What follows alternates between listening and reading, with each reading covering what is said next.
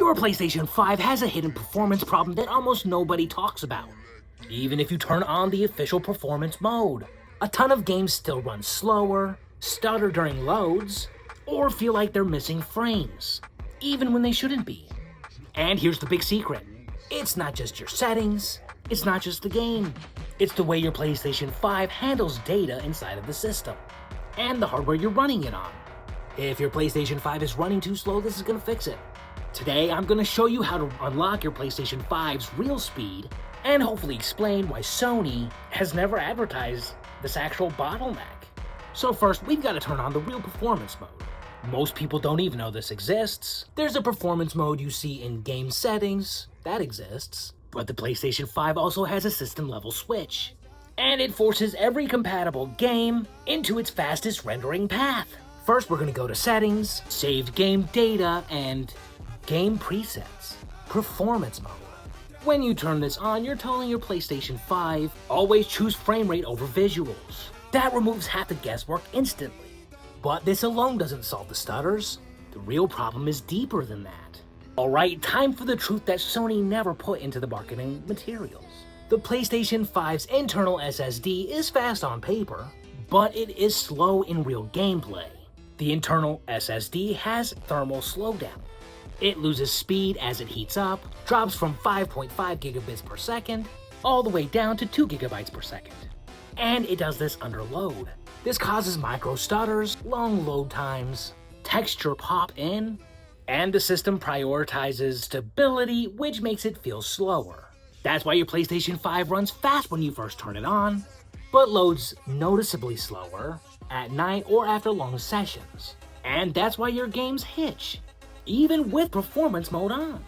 And that's also why upgrading your SSD doesn't just improve the amount of storage you have, but it literally makes your PlayStation 5 feel brand new. A good NVMe SSD with a real heatsink holds full time the entire time you play. It doesn't thermal throttle, it doesn't choke, it doesn't fall off after an hour. This does 3 extremely noticeable things. First, faster texture streaming. Second, faster loading. Third, fewer micro stutters in open world games. 4, better stability when your PlayStation 5 is running a little hot. Smoother performance even between 60 and 120 FPS. You will feel the difference the first time you launch any big game. The SSD I trust is linked down below, but any PS5 certified heatsink NVMe will do the job. Now we're going to talk about moving your games the right way. Quick tip, don't ever try to move 600 gigabytes worth of games at once. Move them in batches of 50 to 100 gigabytes. If your PlayStation 5 indexing glitches, if you have power instability, it causes a huge file corruption risk, and if it does work, you're looking at long verification times. This helps your PlayStation 5 rebuild its internal database much smoother. And I've got a bonus on the performance mode settings, because listen, if you're still here, you deserve it. But per usual, we gotta go quickfire. Disable chromatic aberration, disable motion blur, disable film grain, turn off VSync if the game allows it.